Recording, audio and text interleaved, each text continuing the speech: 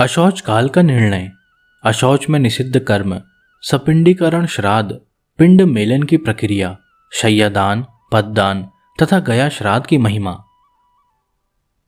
गरुड़ जी ने कहा, हे प्रभु, शपिंडन की विधि, सूतक का निर्णय और शय्यादान तथा पददान की सामग्री एवं उनकी महिमा के विषय में कहिए। श्री भगवान ने कहा, हे गरुड़, सपिंडीकरण आदि संपूर्ण क्रियाओं के विषय में बतलाता हूं, जिसके द्वारा मृत प्राणी प्रेत नाम को छोड़कर पितृगण में प्रवेश करता है, उसे सुनो। जिनका पिंड रुद्र स्वरूप पितामह आदि के पिंडों में नहीं मिला दिया जाता, उनको पुत्रों के द्वारा दिए गए अनेक प्रकार के दान प्राप्त नहीं होते। उनका पुत्र भी सदा अशुद्ध रहता है और कभी शुद्ध नहीं होता, क्योंकि सपिंडीकरण के बिना सूतक की निवृत्ति समाप्ति नहीं होती। इसलिए पुत्र के द्वारा सूतक के अंत में सपिंडन किया जाना चाहिए। मैं सभी के लिए सूतकांत, सूतक समाप्ति का यथोचित काल कहूंगा। ब्राह्मण 10 दिन में, क्षत्रिय 12 दिन में, वैश्य 15 दिन में और शूद्र 1 मास में शुद्ध होता है। प्रेत संबंधी सूचक मृता शौच में सपिंडी 10 दिन में शुद्ध होते हैं। सुकल्या कुल के लोग 3 रात में शुद्ध होते हैं और गोत्रज स्नान मात्र से शुद्ध हो जाते हैं। 4वीं पीढ़ी तक के बांधव 10 रात में, 5वीं पीढ़ी के लोग 6 रात में, 6ठी पीढ़ी के 4 दिन में और 7वीं पीढ़ी के 3 दिन में, 8वीं पीढ़ी के 1 दिन में, 9वीं पीढ़ी के 2 प्रहर में तथा 10वीं पीढ़ी के लोग स्नान मात्र से, मरणा शौच और जनना शौच से शुद्ध हो जाते हैं। देशांतर में गया हुआ कोई व्यक्ति अपने कुल के जनना शौच या मरणा शौच के विषय का समाचार 10 दिन के अंदर सुनता है, तो 10 रात्रि बीतने में जितना समय शेष रहता है, उतने समय के लिए उसे अशौच होता है। 10 दिन बीत जाने के बाद और 1 वर्ष के पहले तक ऐसा समाचार मिलने पर 3 रात तक अशौच रहता है। 1 वर्ष बीत जाने पर समाचार मिले तो स्नान मात्र से शुद्धि हो जाती है। मरणा शौच के आदि के 2 भागों के बीतने के पूर्व अर्थात 6 दिन तक यदि कोई दूसरा अशौच आ पड़े तो आद्य अशौच की निवृत्ति के साथ ही दूसरे अशौच की भी निवृत्ति शुद्धि हो जाती है।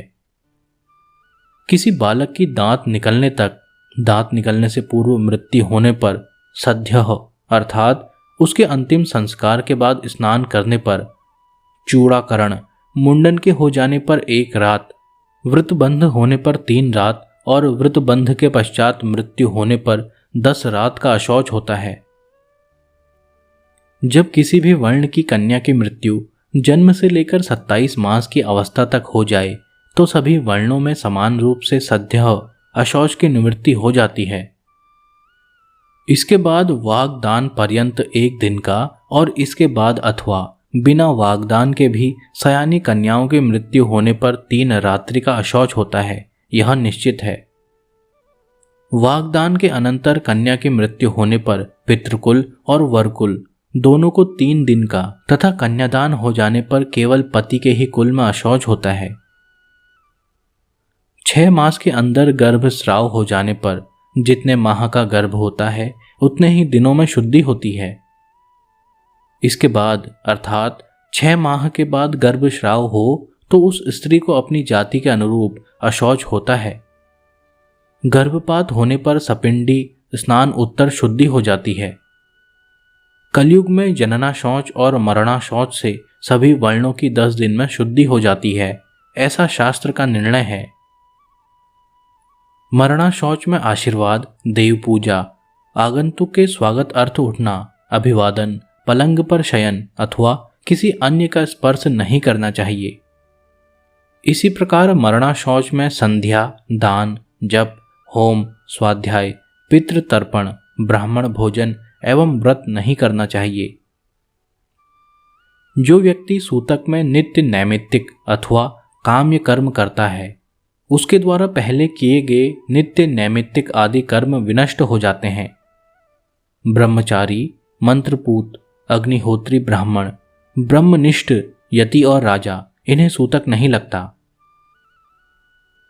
विवाह, उत्सव अथवा यज्ञ में मरणा शौच हो जाने पर उस अशौच की प्रवृत्ति के पूर्व बनाया हुआ अन्न भोजन करने योग्य होता है, ऐसा मनु ने कहा है।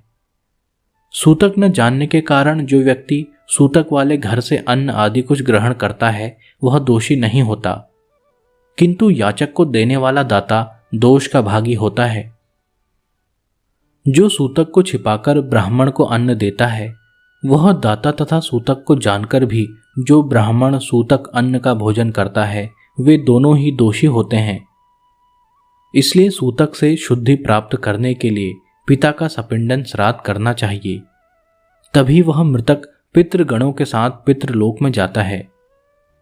तत्वदर्शी मुनियों ने 12वें दिन, 3 पक्ष में, 6 मास में अथवा 1 वर्ष पूर्ण होने पर सपिंडीकरण कहा है।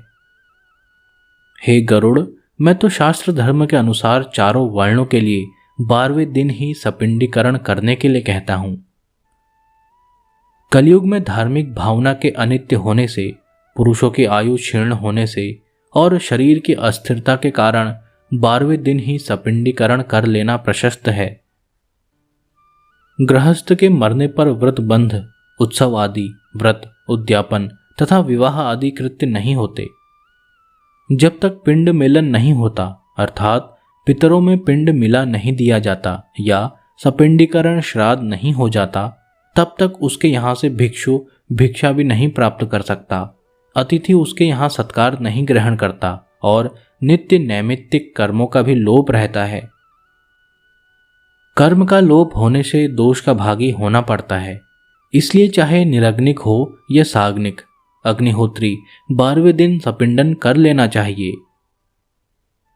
सभी तीर्थों में स्नान आदि करने और सभी यज्ञों का अनुष्ठान करने से जो फल प्राप्त होता है वही फल 12वें दिन सपिंडन करने से प्राप्त होता है।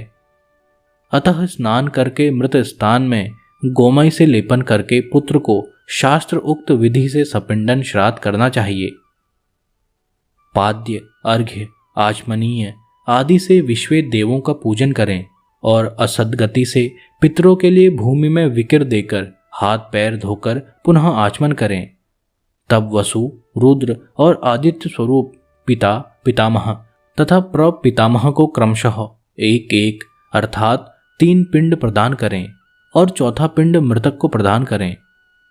चंदन, तुलसी पत्र, धूप दीप, सुंदर भोजन, तांबुल, सुंदर वस्त्र तथा दक्षिणा आदि से पूजन करें।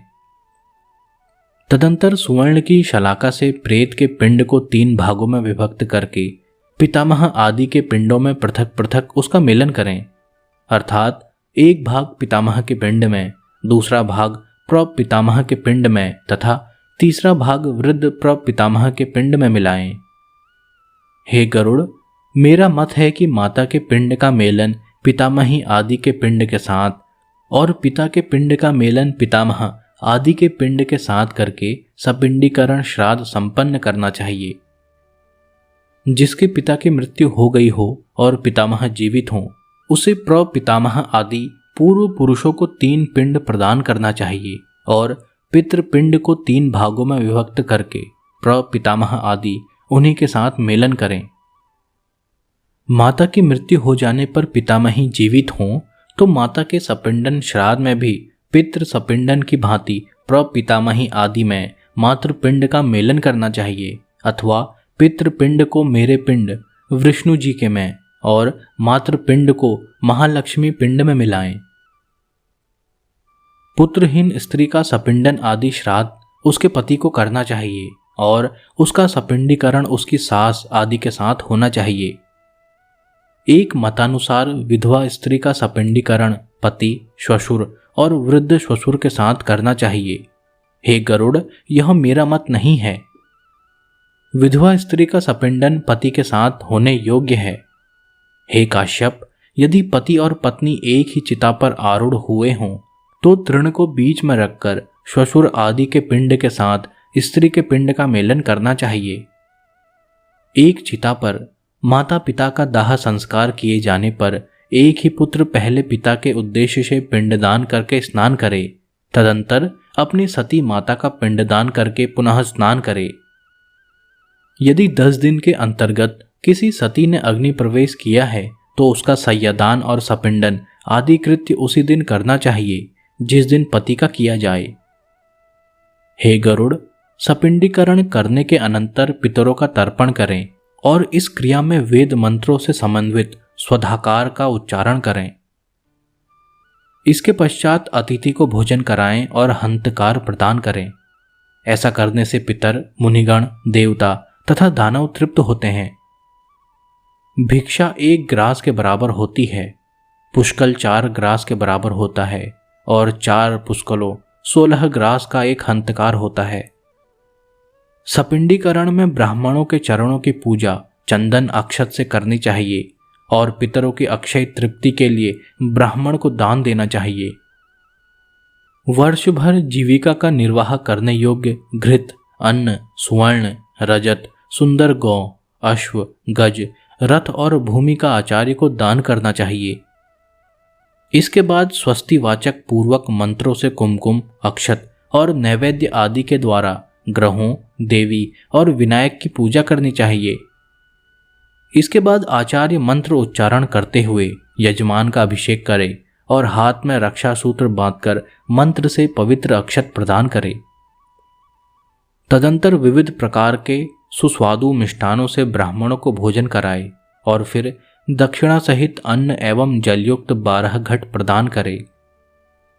तदंतर ब्राह्मण आदि को वर्ण क्रम से अपनी शुद्धि हेतु क्रमशः जल, शस्त्र, कोड़े और डंडे का स्पर्श कराना चाहिए, अर्थात ब्राह्मण जल का, क्षत्रिय शस्त्र का, वैश्य कोड़े का तथा शूद्र डंडे का स्पर्श करे। ऐसा करने से वे शुद्ध हो जाते हैं। इस प्रकार सपिंडन श्राद्ध करके क्रिया करते समय पहने गए वस्त्रों का त्याग कर दें। इसके बाद श्वेत वर्ण के वस्त्र को धारण करके शय्यादान करें। इंद्र सहित सभी देवता शय्यादान की प्रशंसा करते हैं, अतः मृतक के उद्देश्य से उसकी मृत्यु के बाद अथवा जीवन काल में भी शय्या प्रदान करनी चाहिए। शय्या सुदृढ़ काष्ठ की सुंदर एवं विचित्र चित्रों से चित्रित, दृढ़ रेशमी सूत्रों से बिनी हुई तथा स्वर्ण पत्रों से अलंकृत हो। श्वेत रुई के गद्दे, सुंदर तकिए तथा चादर से युक्त हो एवं पुष्प, गंध आदि द्रव्यों से सुवासित हो। वह सुंदर बंधनों से भलीभांति बंधी हुई हो और पर्याप्त विशाल हो तथा सुख प्रदान करने वाली हो। ऐसी शैया को बनाकर कुश या दरी चादर युक्त भूमि पर रखें। उस शैया के चारों ओर छाता, चांदी का दीपालय, चंवर, आसन और पात्र, झारी या कलश, गड़ुआ, दर्पण, 5 रंगों वाला चंदवा तथा शयन उपयोगी और सभी सामग्रियों को यथास्थान स्थापित करें। इस शैया के ऊपर सभी प्रकार के आभूषण, आयुध तथा वस्त्र से युक्त सुवर्ण की श्री लक्ष्मी नारायण की मूर्ति स्थापित करें।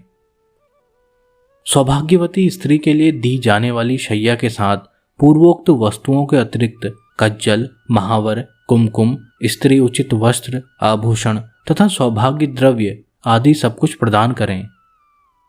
तदंतर सपत्निक ब्राह्मण को गंध पुष्प आदि से अलंकृत करके ब्राह्मणी को कर्णाभरण, अंगूठी और सोने के कंठ सूत्र से विभूषित करें। उसके बाद ब्राह्मण को साफा, दुपट्टा और कुर्ता पहनाकर श्री लक्ष्मी नारायण मूर्ति के आगे सुख शैया पर बैठाएं। कुमकुम और पुष्प माला आदि से श्री लक्ष्मी नारायण की भलीभांति पूजा करें। तदंतर लोकपाल, नवग्रह, देवी और विनायक की पूजा करें। उत्तराभिमुख होकर अंजलि में पुष्प लेकर ब्राह्मण के सामने स्थित होकर इस मंत्र का उच्चारण करें। हे कृष्ण, जैसे क्षीर सागर में आपकी शैया है, वैसे ही जन्म जन्मांतर में भी मेरी शैया सूनी न हो। इस प्रकार प्रार्थना करके विप्र और श्री लक्ष्मी नारायण को पुष्पांजलि चढ़ाकर संकल्प पूर्वक सभी सामग्रियों के साथ व्रत उपदेशक ब्रह्मवादी गुरु को शैया का दान दें और कहें, हे ब्राह्मण, इस शैया को ग्रहण करो। ब्राह्मण को दात यह मंत्र कहते हुए ग्रहण करे। इसके बाद शैया पर स्थित ब्राह्मण को लक्ष्मी और नारायण की प्रतिमा को हिलाए। तदंतर प्रदक्षिणा और प्रणाम करके उन्हें विसर्जित करे। यदि पर्याप्त धन संपत्ति हो तो शैया में सुखपूर्वक शयन करने के लिए सभी प्रकार के उपकरणों से युक्त अत्यंत सुंदर गृहदान, घर का दान भी करे। जो जीवित अवस्था में अपने हाथ से शय्यादान करता है वह जीते हुए भी पर्व काल में वृषोत्सर्ग भी करे। एक शैया एक ही ब्राह्मण को देनी चाहिए। बहुत ब्राह्मणों को एक शैया कदापि नहीं देना चाहिए। यदि वह शैया विभक्त अथवा विक्रय करने के लिए दी जाती है तो वह दाता के अधःपतन का कारण बनती है। सत्पात्र में शय्यादान करने से वांछित फल की प्राप्ति होती है और पिता तथा दान देने वाला पुत्र दोनों इस लोक और परलोक में मुदित सुखी होते हैं। शय्यादान के प्रताप से दाता दिव्य इंद्रलोक में अथवा सूर्यपुत्र यम के लोक में पहुंचता है, इसमें संशय नहीं। श्रेष्ठ विमान पर आरूढ़ होकर अप्सरा गणों से सेवित दाता प्रलय पर्यंत आतंक रहित होकर स्वर्ग में स्थित रहता है। सभी तीर्थों में तथा सभी पर्व दिनों में जो भी पुण्य कार्य किए जाते हैं उन सभी से अधिक पुण्य शय्यादान के द्वारा प्राप्त होता है। इस प्रकार पुत्र को शय्यादान करके पददान देना चाहिए। पददान के विषय में मैं तुम्हें यथावत बतलाता हूं, सुनो। छाता, जूता, वस्त्र, अंगूठी, कमंडलू, आसन तथा पंचपात्र, ये 7 वस्तुएं पद कही गई हैं। दंड, ताम्रपत्र, कच्चा अन्न, भोजन, अर्घ्यपात्र और यज्ञोपवीत को मिलाकर पद की संपूर्णता होती है। इस प्रकार शक्ति के अनुसार 13 पददानों की व्यवस्था करके 12वें दिन 13 ब्राह्मणों को पददान करना चाहिए। इस पददान से धार्मिक पुरुष सद्गति को प्राप्त होते हैं। यम मार्ग में गए हुए जीवों के लिए पददान सुख प्रदान करने वाला होता है। वहां यम मार्ग में अत्यंत प्रचंड आतप घाम होता है जिससे मनुष्य जलता है। छाता दान करने से उसके सिर पर सुंदर छाया हो जाती है। जो जूता दान करते हैं वे अत्यंत कंटकाकीर्ण यमलोक के मार्ग में अश्व पर चढ़कर जाते हैं। हे खेचर, वहां यम मार्ग में शीत, गर्मी और वायु से अत्यंत घोर कष्ट मिलता है। वस्त्र दान के प्रभाव से जीव सुखपूर्वक उस मार्ग को तय कर लेता है। यम के मार्ग में महाभयंकर और विकराल तथा काले और पीले वर्ण के यमदूत मुद्रिका पालन करने से जीव को पीड़ा नहीं देते।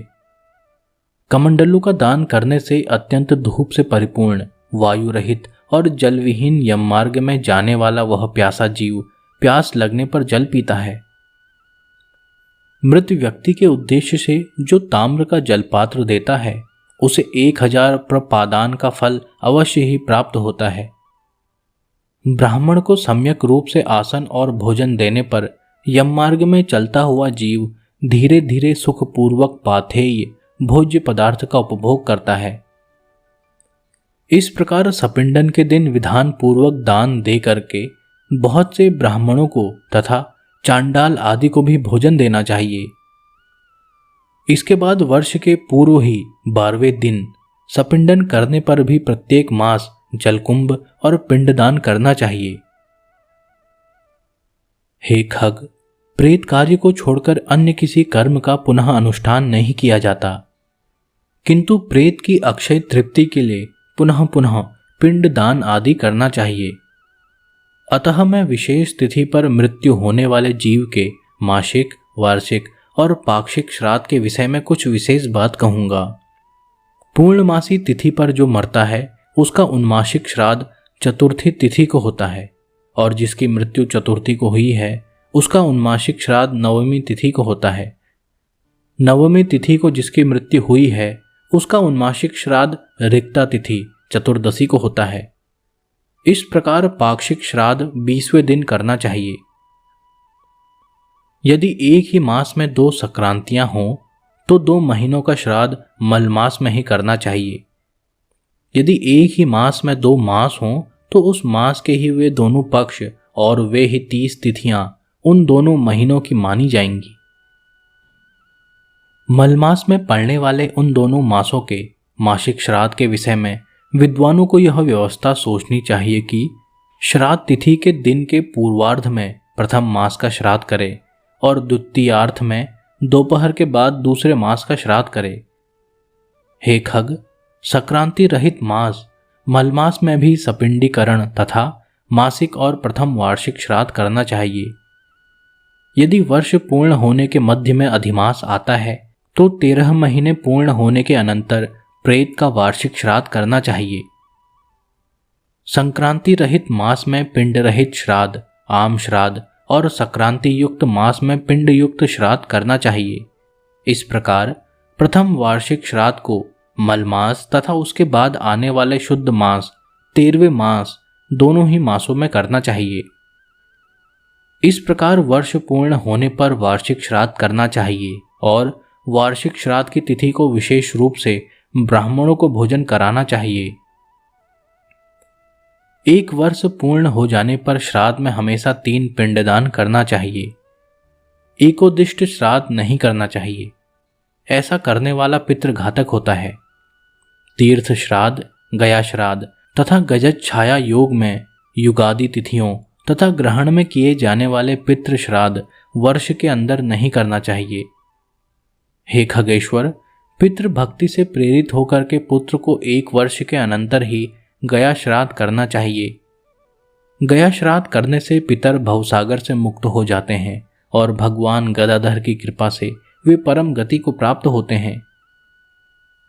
गया के विष्णुपद तीर्थ में तुलसी की मंजरी से भगवान विष्णु की पादुका का पूजन करना चाहिए और उसके आलवाल आदि तीर्थों में यथाक्रम पिंडदान करना चाहिए।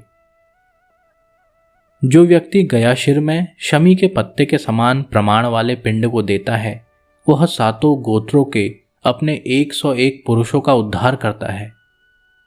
कुल को आनंदित करने वाला जो पुत्र गया में जाकर श्राद्ध करता है, पितरों को तुष्टि देने के कारण उसका जन्म सफल हो जाता है।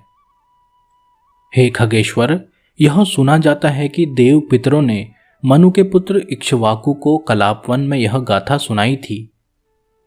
क्या हमारे कुल में ऐसे कोई सन्मार्गगामी पुत्र होंगे जो गया में जाकर आदरपूर्वक हम लोगों को पिंड प्रदान करेंगे? हे गरुड़, इस प्रकार जो पुत्र पितरों की परलोक संबंधी क्रिया करता है वह सुखी होकर कौशिक के द्विज के 7 पुत्रों की भांति मुक्त हो जाता है। हे गरुड़, भरद्वाज के 7 पुत्र पितृ श्राद्ध के हेतु गौवध करके भी 7 जन्म परंपराओं को भोग करके पितरों के प्रसाद से मुक्त हो गए। कौशिक के वे 7 पुत्र प्रथम जन्म में दशार्ण देश में 7 व्याधों के रूप में उत्पन्न हुए थे। इसके बाद अगले जन्म में वे कालंजर पर्वत पर मृग के रूप में उत्पन्न हुए। फिर शरद द्वीप में चक्रवाक के रूप में उनकी उत्पत्ति हुई। अगले जन्म में मानसरोवर में हंस के रूप में उत्पन्न हुए। वे ही कुरुक्षेत्र में वेद पारगामी ब्राह्मण के रूप में उत्पन्न हुए और पितरों के प्रति भक्तिभाव रखने के कारण वे ब्राह्मण पुत्र मुक्त हो गए। इसलिए पूरे प्रयत्न से मनुष्य को पितृभक्त होना चाहिए। पितृभक्ति के कारण मनुष्य इस लोक तथा परलोक में भी सुखी होता है। हे गरुड़, यह सब और्ध्वदेही क्रिया हमने तुमसे कही। यह कृत्य पुत्र की कामना को पूर्ण करने वाला, पुण्यप्रद तथा पिता को मुक्ति प्रदान करने वाला है।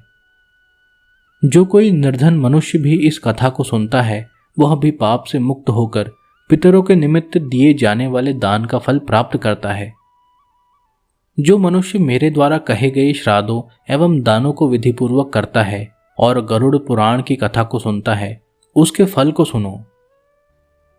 पिता उसको सत्पुत्र प्रदान करता है, पितामह उसको गोधन देते हैं, उसके प्रपितामह उसे बहुविध धन संपत्ति प्रदान करते हैं और वृद्ध प्रपितामह तृप्त होकर विपुल अन्न आदि प्रदान करते हैं।